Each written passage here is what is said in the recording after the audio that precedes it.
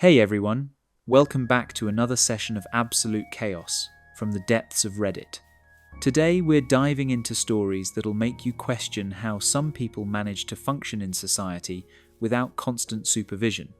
We've got landlords with boundary issues, neighbors with expensive hobbies, co-workers with questionable political theories, friends who can't understand basic ownership concepts, roommates who think they're financial advisors, and family members who believe they're wedding planners. So settle in with your favorite drink, maybe fire up a relaxing game, and prepare yourself for some truly unhinged human behavior that proves reality is often stranger than fiction.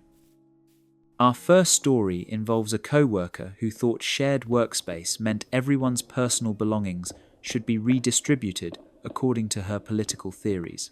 My co-worker tried to claim ownership of my expensive office supplies because she decided our workspace should operate on communist principles.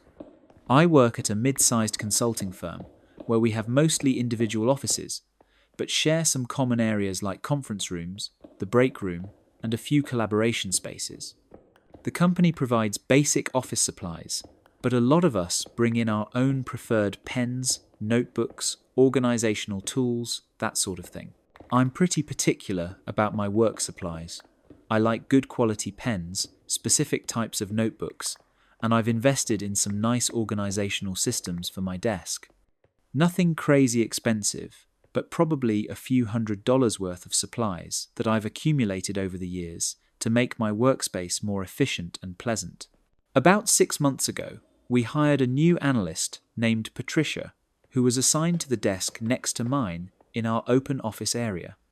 She seemed friendly enough during her first week, asking the usual questions about office procedures, where to find supplies, how various systems worked. Patricia was probably in her late 20s, had strong opinions about workplace equality and corporate responsibility. She'd often make comments about how different companies treated employees, how workspaces could be more collaborative, how individual ownership of resources created unnecessary inequality. At first, I thought these were just general observations about corporate culture. But after a few weeks, Patricia started making specific comments about my desk setup. She'd mention how nice my pens were, how organized my system was, how much more efficient everyone could be if they had access to quality supplies. I offered to share the brand names of products I liked, so she could order her own, but Patricia said she couldn't afford to spend money on work supplies when the company should be providing everything employees needed. Then, Patricia started borrowing my supplies without asking. I'd come back from meetings to find my favorite pens missing, my notebooks moved around, my desk organizers rearranged. When I'd ask about it, she'd say she'd just borrowed something quickly and would put it back. The borrowing became more frequent and less temporary. Items would disappear from my desk and show up on hers for days at a time. When I'd ask for something back, Patricia would act like I was being petty about sharing office supplies. "It's just a pen," she'd say, or "I'll give it back when I'm done with this project." But she was never done with the project, and my supplies were essentially becoming her supplies. I started keeping my expensive pens and notebooks in my desk drawer, locking it when I left for meetings. Patricia noticed immediately and asked why I was suddenly being secretive about my workspace. I explained that I'd purchased these supplies with my own money and needed them to stay at my desk so I could use them for my work. Patricia seemed offended by this explanation. "That's a really individualistic approach to a shared workspace," she said. "Don't you think everyone should have access to quality tools?" I told her that if she wanted quality supplies, she could purchase her own or request a budget increase from management to buy better company supplies. Patricia said that wasn't the point, that creating equality shouldn't depend on individual spending power. She started talking about how some companies had moved to completely shared supply systems, where everything was communal and employees didn't hoard resources at individual desks. She seemed to think this was a much more enlightened approach to workplace organization. The situation escalated when I came to work one Monday morning to find that Patricia had completely reorganized both of our desks. She'd taken all of my supplies and distributed them evenly between our workspaces, creating what she called a collaborative supply sharing system. My expensive fountain pens were in her desk organizer. My leather portfolio was on her shelf. My specialized notebooks were stacked on her side of the shared filing cabinet. She'd essentially redistributed my personal work supplies according to her own vision of workplace equality. When I asked what she'd done, Patricia explained that she'd been thinking about workspace efficiency over the weekend and decided to implement a better system. "Now we both have access to everything," she said proudly. "No more individual hoarding of resources." I told her she needed to return my supplies immediately. These weren't company materials to be redistributed. They were my personal property that I'd brought from home. Patricia argued that once supplies entered the workspace, they became part of the collaborative environment. "You can't bring nice things to work and then exclude your co-workers from using them," she said. "That creates an unfair hierarchy based on personal spending power." I pointed out that she was welcome to buy her own nice supplies, but she couldn't just claim ownership of mine. Patricia said I was missing the bigger picture about workplace equality and resource sharing. "In a truly collaborative environment," she explained, "individual ownership of tools creates artificial scarcity and inequality. Everyone should have access to the same quality resources." Our manager, Tom, walked by during this conversation and asked if everything was okay.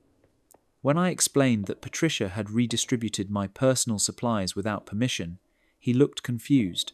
"Patricia," he said, "you can't just take other people's things, even if you think it's more fair that way." Patricia launched into her theory about collaborative workspaces and resource sharing, explaining how individual ownership of supplies created workplace inequality. Tom listened patiently, then told her to return everything to my desk immediately. "I appreciate your interest in workplace equality," he said, "but taking other people's personal property isn't the way to achieve it." Patricia reluctantly returned my supplies, but she was clearly frustrated with what she saw as a lack of vision from management. She kept muttering about how backward our office culture was, how other companies had moved beyond individual ownership models. Over the next few weeks, Patricia continued to borrow my supplies, always with some justification about collaboration and sharing. I started taking my expensive pens home every day and bringing them back the next morning, which was annoying but necessary. The final straw came when I discovered Patricia had been going through my locked desk drawer.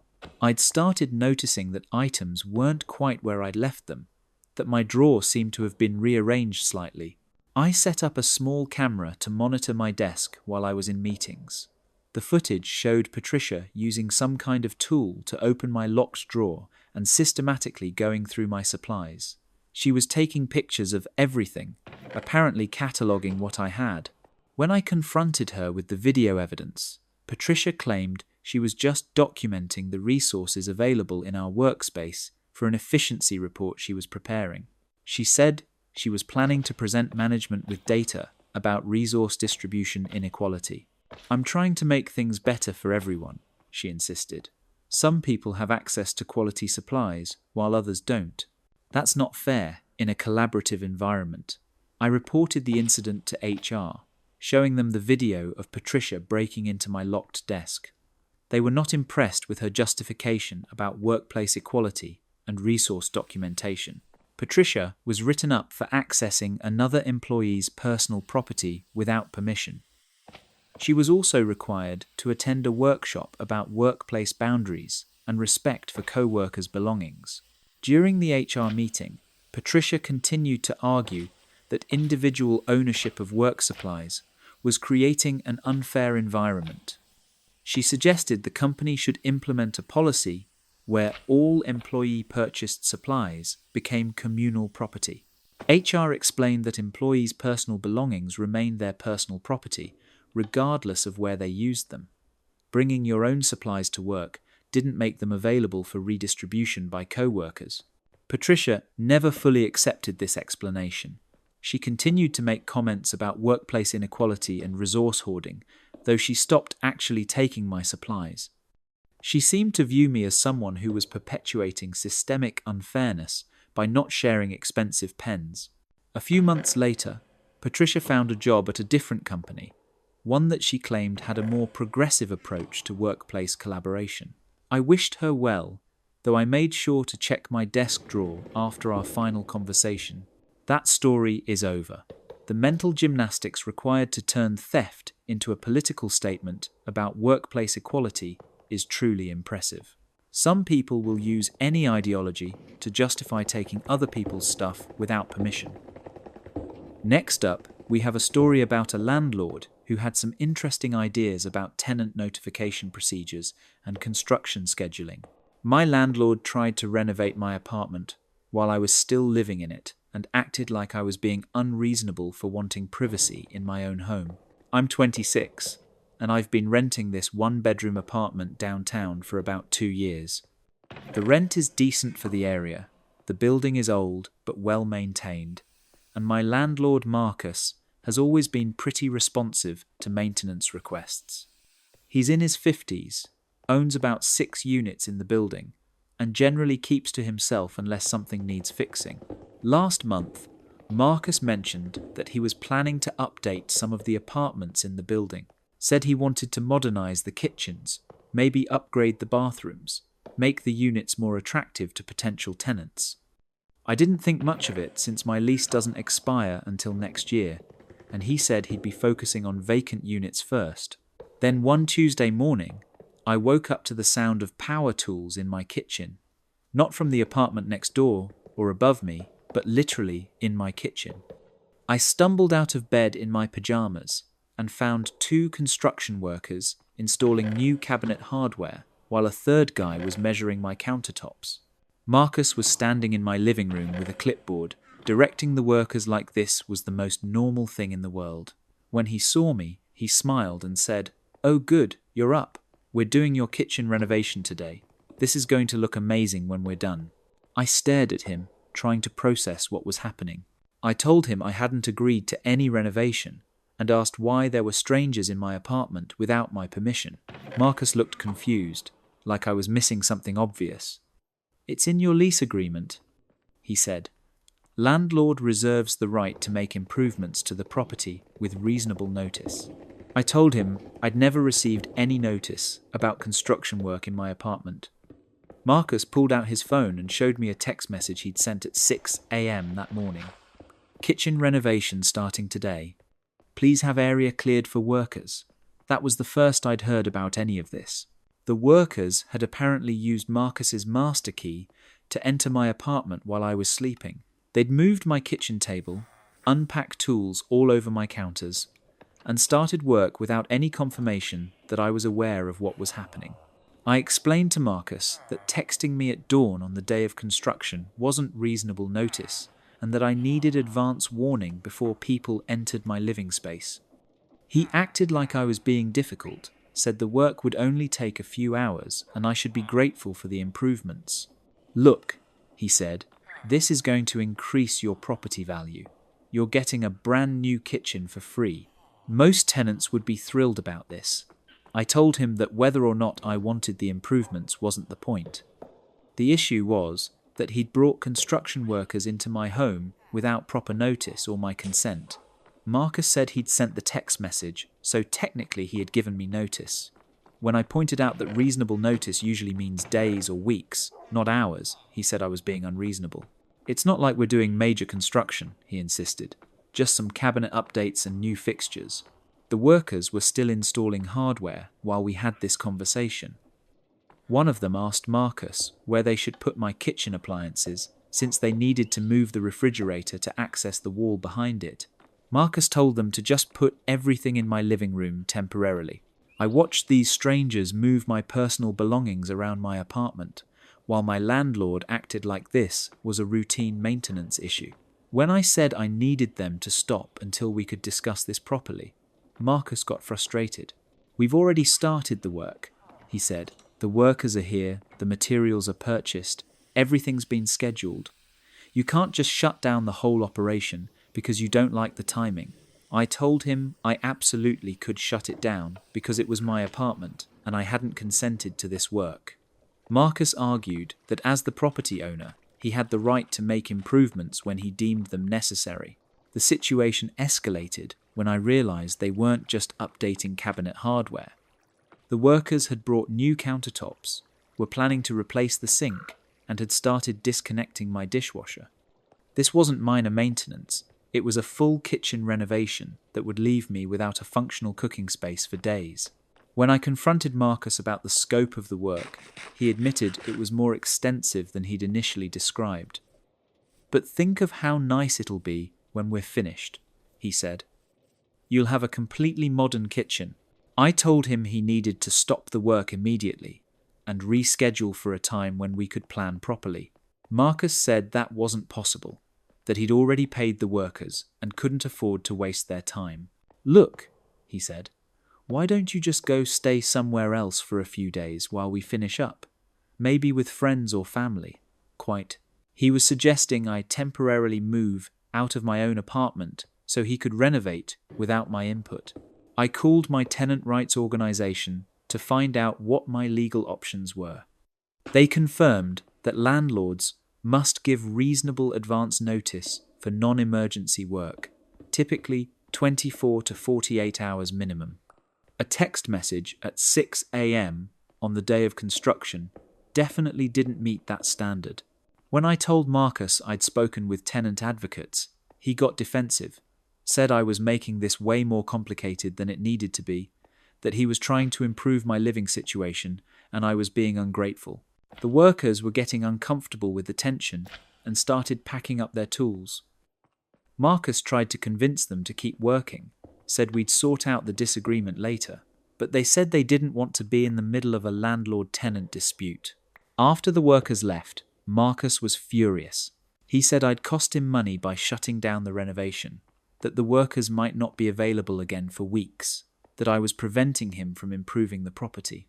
I told him we could reschedule the work for a mutually convenient time with proper advance notice. Marcus said that wasn't good enough, that he'd already disrupted his schedule and mine, so we should just finish what we'd started. He actually suggested I could stay in a hotel for the rest of the week while he completed the renovation. When I pointed out that I shouldn't have to pay for temporary housing because of his poor planning, he offered to split the hotel costs with me. The conversation went nowhere. Marcus kept insisting that the work needed to be done immediately, and I kept explaining that I needed proper notice and input on renovations that would disrupt my living space for days. Finally, I told him that if he brought workers back without following proper procedures, I'd file a complaint with the housing authority. Marcus said that seemed extreme for what should have been a simple apartment improvement. The renovation never got rescheduled. Marcus apparently decided it wasn't worth the hassle of dealing with tenant rights issues. My kitchen remains exactly as it was before this incident, and Marcus has been noticeably cooler in our interactions since then. A few weeks later, I heard from another tenant that Marcus had tried the same approach with them, showed up with workers and expected to renovate their bathroom with minimal notice. They'd also refused, and now Marcus was complaining to other landlords about how difficult tenants had become. That story is over. The audacity of bringing construction workers into someone's bedroom while they're sleeping and then acting like they're being unreasonable for wanting proper notice is genuinely staggering.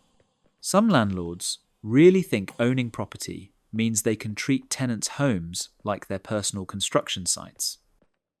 Speaking of people who think other people's belongings are theirs to manage, this next story involves a neighbour who took lawn care into his own hands without asking.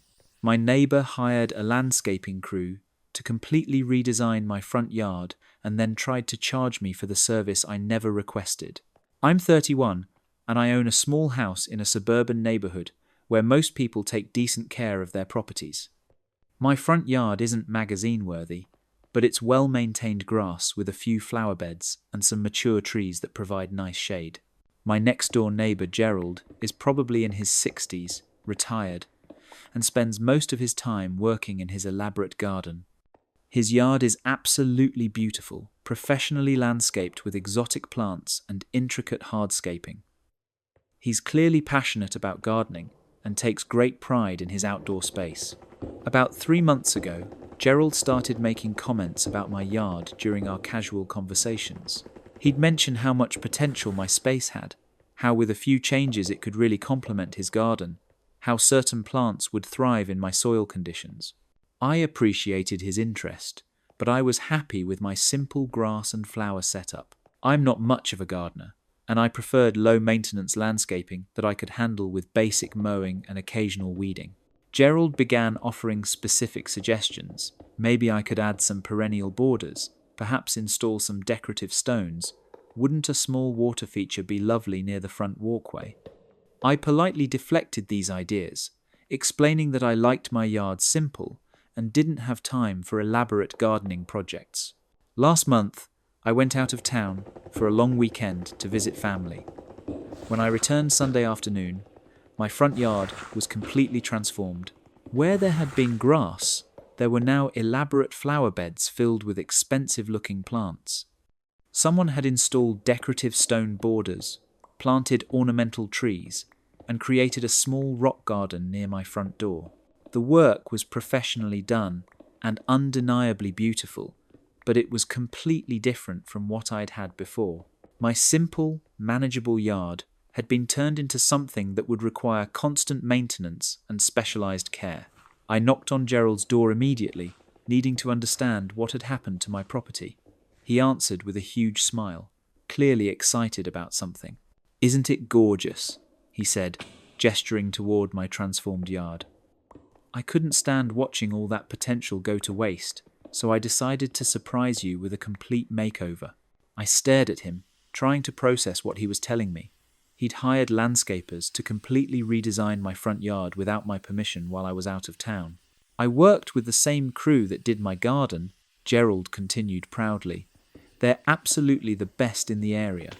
I told them to spare no expense, that we wanted something really spectacular. I told him I hadn't asked for any landscaping work and couldn't afford expensive garden renovation.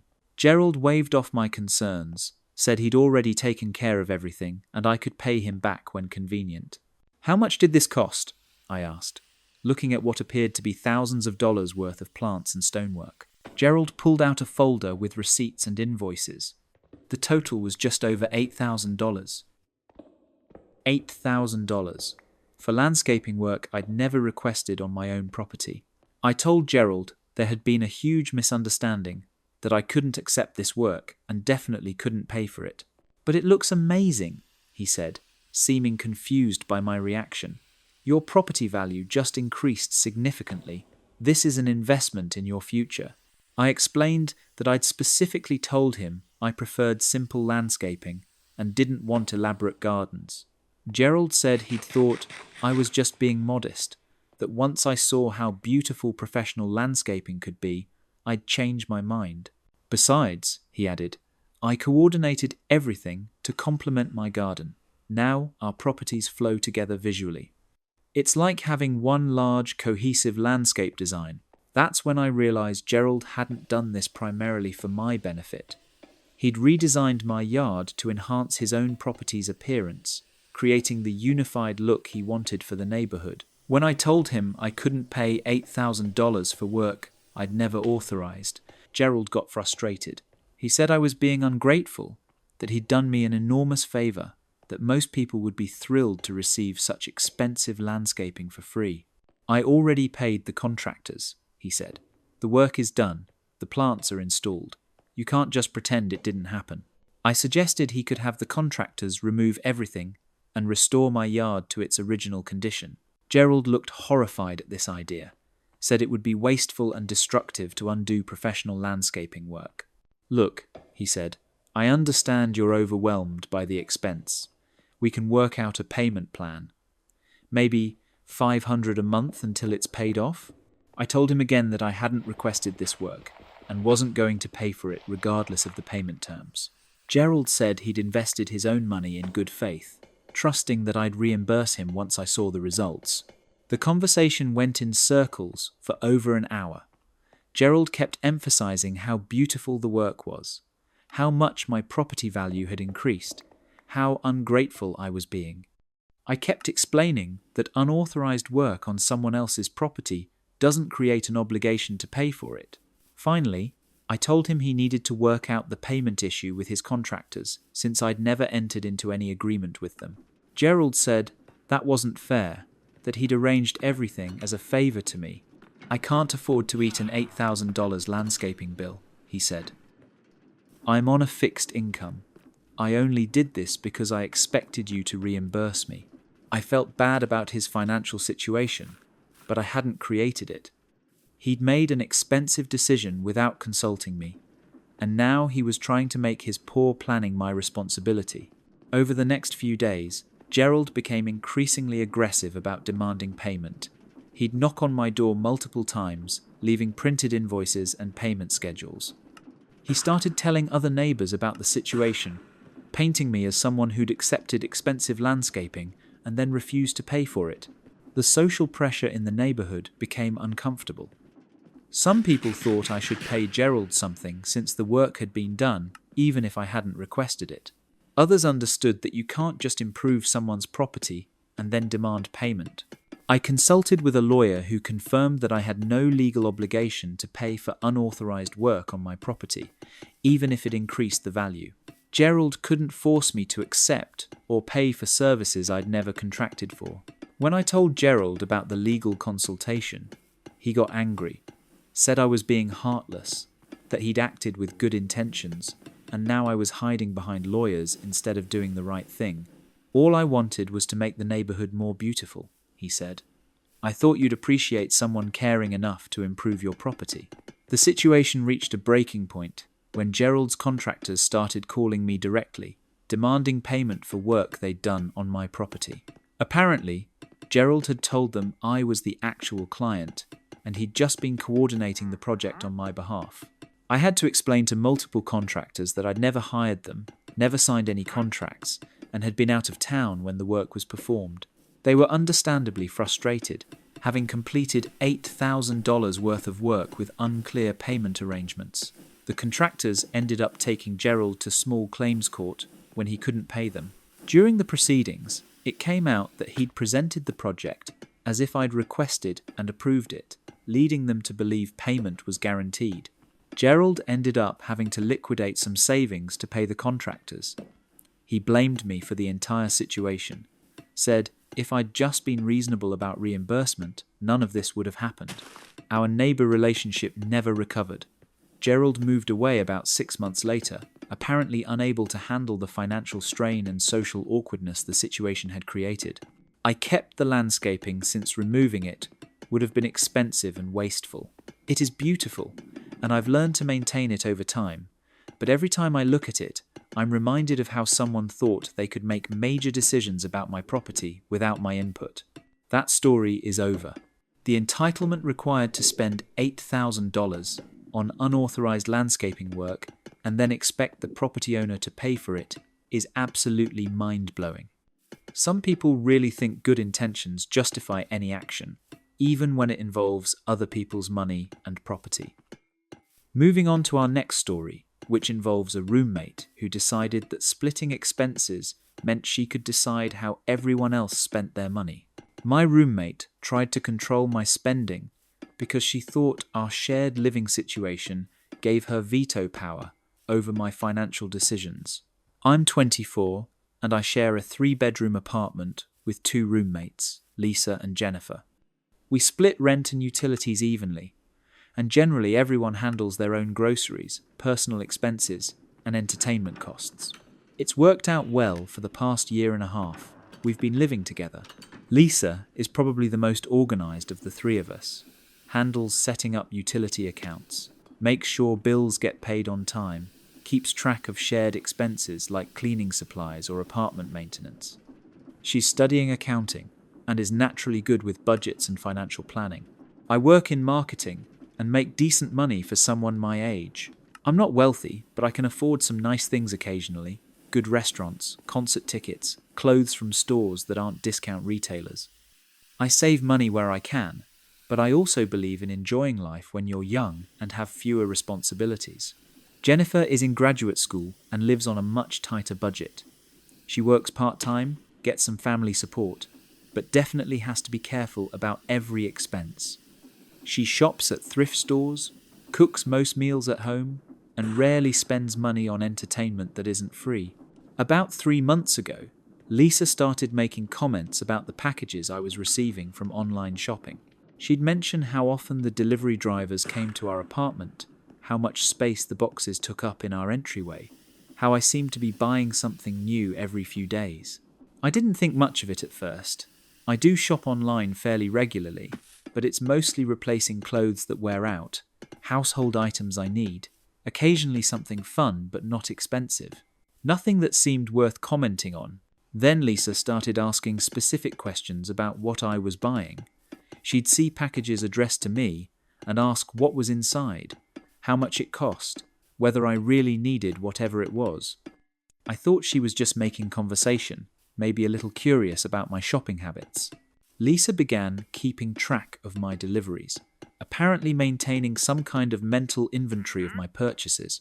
She'd make comments like, "That's the third package this week," or "You must be spending a fortune on shipping costs."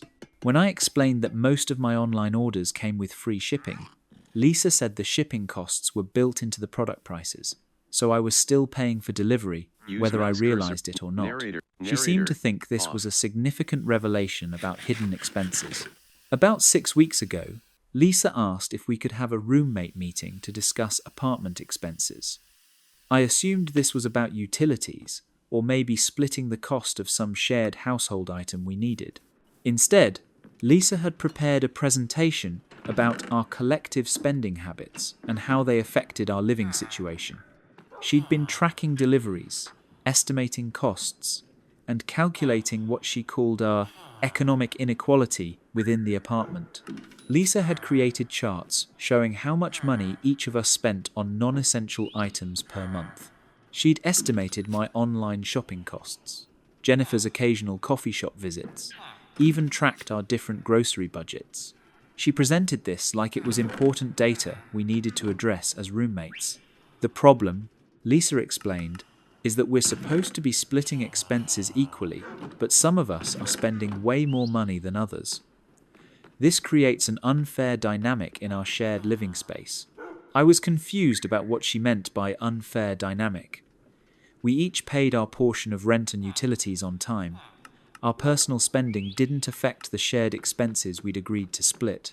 Lisa argued that when roommates have vastly different spending levels, it creates social pressure and awkwardness.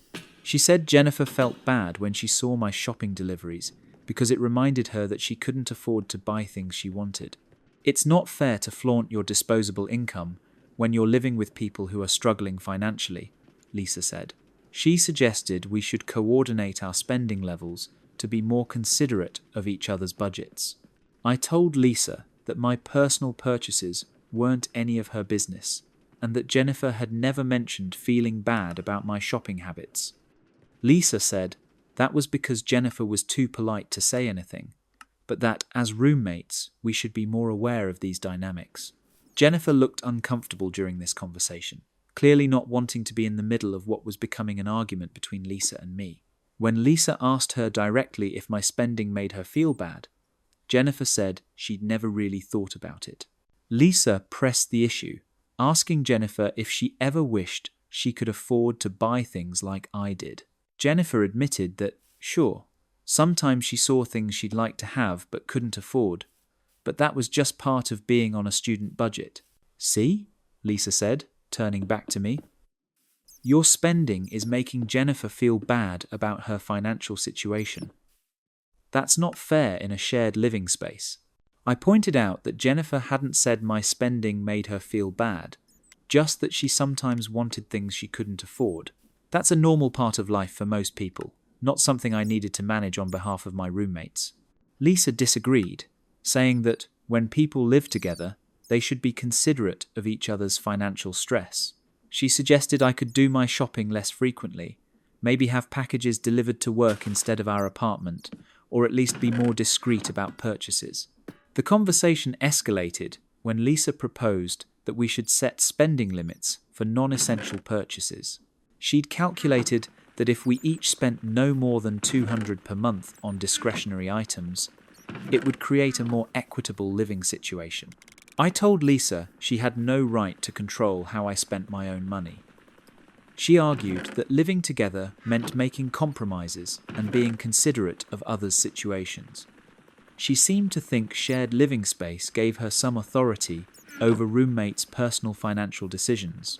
It's not about control, Lisa insisted. It's about creating a harmonious environment where no one feels left out or inadequate because of income differences. I asked Jennifer directly if she wanted me to change my spending habits. She looked embarrassed and said she just wanted everyone to get along, that she didn't need anyone to modify their lifestyle on her behalf. Lisa continued to argue that even if Jennifer said it was fine, the spending inequality was creating underlying tension that was bad for our living situation. She'd apparently been analysing our household dynamics and decided that financial differences were a problem that needed addressing. Over the next few weeks, Lisa became increasingly critical of my purchases. She'd comment on every delivery, make passive-aggressive remarks about some people having money to waste, and suggest alternative ways I could spend less money. When I bought a new winter coat, Lisa mentioned how Jennifer was still wearing the same old jacket from high school. When I ordered takeout, she'd point out how much money I could save by cooking at home like Jennifer did. Lisa started leaving articles around the apartment about mindful spending, minimalism, and being considerate of others' financial situations. She seemed to think if she educated me enough about economic inequality, I'd voluntarily reduce my spending. The situation reached a breaking point when I came home to find Lisa going through a package I'd received. She claimed she was just moving it out of the entryway, but she'd clearly opened it and examined the contents. When I confronted her about opening my mail, Lisa said she was just trying to understand what I was spending money on. She'd found a dress I'd ordered for a friend's wedding and calculated that the cost could have covered Jennifer's groceries for 2 weeks. "Don't you see how thoughtless that is?" she asked. "You're spending more on one dress than Jennifer spends on food for half a month." I told Lisa that my spending decisions were none of her business, and that opening my packages was completely unacceptable. She said she was trying to make a point about perspective and consideration for others. I decided to move out at the end of our lease term. The situation with Lisa had become too uncomfortable, and I wasn't willing to live with someone who thought she could control my financial choices. When I told them I'd be finding a new place, Lisa acted like I was running away from a reasonable discussion about roommate consideration. She said I was being immature and selfish, prioritizing my shopping habits over our living situation. Jennifer seemed relieved that the tension would be ending, though she was sad about the living arrangement changing. She later told me privately that Lisa's financial monitoring had made her uncomfortable too, and that she'd never asked for anyone to modify their spending on her behalf. I found a studio apartment that costs more than my share of the 3-bedroom, but the privacy and lack of financial oversight is worth the extra expense. Living with Lisa taught me that some people think shared space means shared authority over personal decisions. That story is over. The audacity of tracking roommates' personal spending and then demanding they modify their financial habits for the sake of apartment harmony is genuinely unbelievable. Some people think living together gives them veto power over everyone else's life choices. Our next tale involves a friend who thought borrowing someone's car was actually a permanent transfer of ownership. My friend borrowed my car for the weekend and then tried to keep it permanently because he decided he needed it more than I did. I've been friends with Marcus for about 4 years since we met in a college night class. He's always been a bit dramatic and tends to make everything about his problems, but he's also been there for me during some difficult times, so I've overlooked his more challenging personality traits. Marcus doesn't own a car, which has never been a big deal since he lives in an area with decent public transportation and rideshare options. He occasionally asks friends for rides to places that are hard to reach by bus, and most of us help when we can. About 2 months ago, Marcus's life situation became more complicated. He started a new job that required him to travel to different client locations around the city. The position paid well, but the transportation requirements were challenging without a personal vehicle. Marcus began talking constantly about needing to buy a car, but he was in a tough financial position. He had student loans, credit card debt, and had just moved to a more expensive apartment. A car payment, insurance, and maintenance costs would stretch his budget beyond what he could handle. He started researching used cars, looking at financing options, trying to figure out how to make vehicle ownership work financially. I felt bad for his situation and offered to help with rides when I could, though my own schedule was pretty busy with work and other commitments. 3 weeks ago, Marcus asked if he could borrow my car for the weekend. He said he had a series of client meetings that would be impossible to reach by public transportation, and the rideshare costs would eat up most of his commission from the jobs. I've lent my car to friends before without problems, so I agreed to let him use it from Friday afternoon through Sunday evening. Marcus seemed genuinely grateful and promised to fill up the gas tank and have the car back by Sunday at 6 p.m. Friday afternoon, Marcus picked up the car from my apartment. He was excited about being able to drive himself to work meetings, said it would make such a difference in his professional presentation to arrive in his own vehicle rather than getting dropped off by an Uber driver. Saturday and Sunday passed without any communication from Marcus, which wasn't unusual. I assumed he was busy with his client meetings and would return the car as scheduled Sunday afternoon. 6 o'clock came and went, with no Marcus and no car. I texted him asking about the return time, but didn't get a response. By 8 p.m., I was starting to worry that something had happened, maybe an accident or mechanical breakdown. I called Marcus multiple times, but his phone went straight to voicemail. I left messages asking him to call me back and let me know what was going on with the car. I was getting genuinely concerned about his safety. Monday morning, I still hadn't heard from Marcus. I needed my car to get to work, so I called in sick and spent the day trying to reach him. I contacted mutual friends to see if anyone had heard from him, but no one had any information. By Monday evening, I was considering calling the police to report the car stolen. That's when Marcus finally returned my call, acting like nothing unusual had happened. "Oh hey," he said casually. "Sorry I didn't call back sooner. I've been super busy with work stuff." I asked where my car was and when he was planning to return it. Marcus was quiet for a moment, then said, "Actually, I've been thinking about that. I really need this car for my job, and you mostly just use it for groceries and stuff. Would you be willing to let me keep using it for a while?" I couldn't believe what I was hearing. He was asking to extend the weekend loan indefinitely without even discussing it beforehand. I told him I needed my car back immediately, that I'd only agreed to a weekend loan. "But I can't do my job without reliable transportation," Marcus said. "And you work from home most of the time. It makes more sense for me to have the car, since I actually need it for professional reasons." I explained that it was my car, that I'd purchased it, paid for insurance, and was responsible for maintenance.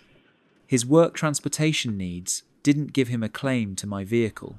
Marcus got defensive, said I was being selfish about something that was more important to his career than my convenience. "You could take public transportation or use rideshares," he suggested. "I can't do that for client meetings." I told him this wasn't a negotiation. He'd borrowed my car for a specific time period, and now he needed to return it. Marcus said he'd thought about it over the weekend and decided that keeping the car made the most logical sense. "Look," he said, "I'll take over the insurance payments and maintenance costs. It's not like you'd be losing money on the deal. I'd basically be buying the car from you gradually." This was the first mention of any kind of payment arrangement. I told Marcus I wasn't interested in selling my car and needed it back immediately. Marcus started getting emotional, saying his new job was the best opportunity he'd ever had, and he couldn't succeed without reliable transportation. He accused me of sabotaging his career over a car I barely used. "You have the power to change my entire life," he said dramatically, "and you're choosing to be selfish instead of helping a friend who's struggling. I felt guilty about his emotional response, but I also knew I needed my car back. I couldn't let him manipulate me into giving up my vehicle just because he'd decided he needed it more than I did. When I remained firm about wanting the car returned, Marcus changed tactics. He claimed he'd already told his clients he had reliable transportation and that returning the car would damage his professional reputation. "I've made commitments based on having access to a vehicle," he said. "If I suddenly can't get to meetings, I'll lose credibility with these new clients." I suggested he could rent a car or arrange other transportation, but Marcus said those options were too expensive and unreliable. He kept emphasizing how much the car meant to his career versus how little I apparently needed it. Finally, I told Marcus he had 24 hours to return my car, or I'd report it stolen. He accused me of threatening our friendship over a material possession, said he couldn't believe I'd choose a car over helping someone I cared about. "Fine," he said, "but don't expect me to forget that you abandoned me when I needed help the most." Marcus returned the car Tuesday afternoon, 2 days later than originally agreed. He was cold and barely spoke to me, acting like I'd wronged him by wanting my own vehicle back. The car was returned with an empty gas tank despite his promise to fill it up, and I later discovered he'd racked up almost 200 in parking tickets during his extended use of the vehicle. When I asked about the tickets, Marcus said he'd assumed I'd handle them since it was my car and my responsibility. He seemed genuinely surprised that I expected him to pay fines he'd incurred while using my vehicle. Our friendship never recovered from this incident. Marcus continued to act like I'd been unreasonable, telling mutual friends that I'd refused to help him succeed in his new job. He painted the situation like I'd been petty about sharing resources with someone in need. I later learned that Marcus had told several people he was buying my car, which explained why he'd been so confident about keeping it indefinitely. He'd apparently decided on his own that the borrowing arrangement was actually a gradual purchase agreement. Marcus eventually found a different job that didn't require as much travel, but he never apologized for trying to keep my car or for the parking tickets. He seemed to genuinely believe that his need for transportation outweighed my ownership of the vehicle. That story is over. The audacity of borrowing someone's car for a weekend and then trying to negotiate permanent ownership because you need it more is absolutely staggering. Some people really think their problems automatically become everyone else's responsibility to solve.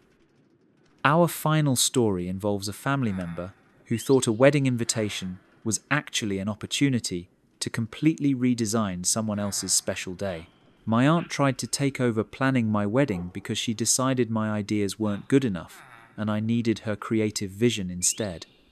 I'm 27 and got engaged 6 months ago to my fiancé David. We'd been planning a relatively simple wedding for about 60 people. Nothing too elaborate but nice enough to celebrate with family and friends. We wanted something elegant but not stressful, memorable but not overwhelming. My Aunt Margaret is 52 and works as an event coordinator for a large hotel chain. She's really good at her job, has organised some beautiful corporate events and large social functions. Margaret has always been the artistic one in the family, has strong opinions about design and aesthetics, and isn't shy about sharing her creative vision with others. When Margaret heard about our engagement, she immediately offered to help with wedding planning, said she had connections with vendors, knew how to negotiate better prices, could help us create something really spectacular. I thanked her for the offer, but told her David and I wanted to handle the planning ourselves. Margaret seemed surprised that we'd turned down professional help from a family member, but she said she understood wanting to be hands-on with such an important event. She asked if she could at least give us some vendor recommendations and advice about common planning mistakes to avoid. Over the next few weeks, Margaret would text me regularly with wedding planning tips, photos of events she'd organised, suggestions for things we should consider. I appreciated her enthusiasm, but some of her ideas were much more elaborate and expensive than what David and I had in mind. Margaret kept pushing for us to expand our vision, increase our budget, think bigger about what our wedding could be. She'd send photos of luxury weddings with extensive floral arrangements, multi-course plated dinners, elaborate lighting designs, saying things like, "Imagine how amazing this would look with your color scheme." I explained repeatedly that we were planning something simpler, that we didn't want an enormous production or massive expense. Margaret would respond that she understood, but then continue sending ideas for upgrades and additions that would transform our intimate celebration into a major event. About 3 months into planning, Margaret asked to see our current vendor contracts and timeline. She said she wanted to make sure we weren't missing anything important or making rookie mistakes that could cause problems later. I shared our planning documents with her, thinking she'd just review them and offer general advice. Instead, Margaret came back with a complete critique of our choices, a revised timeline, and alternative vendor suggestions for almost everything we'd already booked. "You're not thinking big enough," she told me over coffee. "This is your one wedding day, and you're planning it like it's a casual dinner party. You need more flowers, better photography, upgraded catering, professional lighting design." I reminded Margaret that David and I were happy with our plans and didn't want to change the scope or budget of our wedding. She said I was being short-sighted, that I'd regret not making the day as spectacular as possible. "Trust me," she said, "I've seen hundreds of weddings. The ones people remember are the ones that go all out, that create a real experience for guests. Simple weddings are forgettable." Margaret began contacting our vendors directly, claiming she was helping coordinate our wedding and wanted to discuss upgrade options. She called our florist to ask about doubling our flower budget, contacted our photographer about adding a second shooter, asked our caterer about upgrading to a plated dinner instead of our planned buffet. I only found out about these calls when vendors started contacting me with revised proposals and asking when I'd decided to expand the wedding scope. Margaret had apparently presented herself as our wedding coordinator and requested quotes for a much more elaborate celebration. When I confronted Margaret about overstepping, she said she was just exploring options to help us make informed decisions. She claimed the vendors had suggested the upgrades, and she was simply gathering information on our behalf. "I'm trying to help you avoid settling for less than you deserve," she insisted. "These vendors were telling me ways to make your wedding better, and I thought you'd want to know about those possibilities." I told Margaret she needed to stop contacting our vendors without permission, and that David and I were satisfied with our current plans. She said I was being defensive and missing opportunities to improve our wedding. The situation escalated when I discovered Margaret had scheduled a meeting with our venue coordinator to discuss additional decorations and lighting options. She'd made the appointment using my name, claiming I wanted to explore upgrading our reception package. Margaret attended this meeting without telling me, presented herself as the wedding planner, and authorized several $1,000s worth of additional services. She'd ordered upgraded linens, additional floral arrangements, professional lighting design, and a more elaborate cake display. I found out about this when the venue coordinator called to confirm the changes and discuss the revised payment schedule. Margaret had signed agreements on my behalf and committed me to expenses I'd never approved. When I called Margaret to ask what she'd done, she was excited about the improvements she'd made to our wedding. She described all the upgrades she'd ordered, how much more beautiful everything would look, how impressed our guests would be with the elevated celebration. "I know you were trying to keep costs down," she said, "but when I saw how much better everything could be with just a few upgrades, I couldn't let you settle for less. This is going to be absolutely gorgeous." I told Margaret she had no authority to make changes to our wedding or authorize additional expenses. She said she'd put everything on her credit card temporarily and we could reimburse her after the wedding, like it was a generous gift she was giving us. "Don't worry about the money right now," she insisted. "Focus on how amazing your wedding is going to be. You'll thank me when you see how perfect everything looks." I spent the next 2 days calling vendors and the venue to cancel Margaret's unauthorized changes. Some of the upgrades could be removed without penalty, but others had already been ordered or scheduled and couldn't be cancelled without fees. Margaret was furious when she learned I'd undone her improvements. She said I was being ungrateful and short-sighted, that I was sabotaging my own wedding day because I was too stubborn to accept help. "I was trying to give you the wedding of your dreams," she said, "and you're choosing to have something mediocre instead.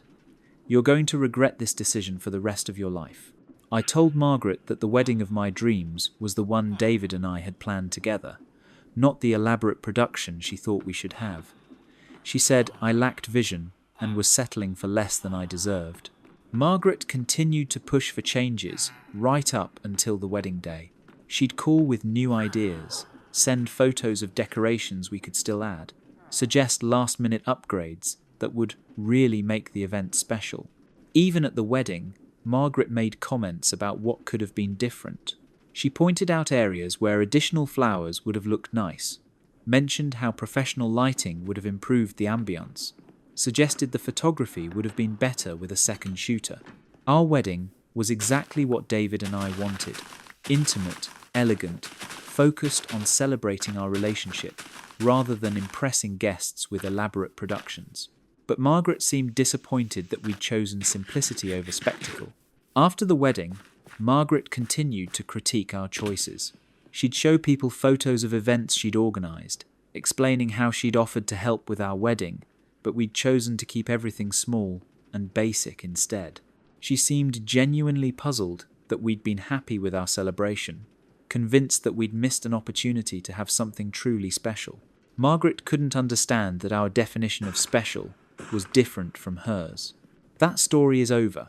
The entitlement required to authorize thousands of dollars in wedding upgrades without permission and then act like you're doing the couple a favor is absolutely breathtaking.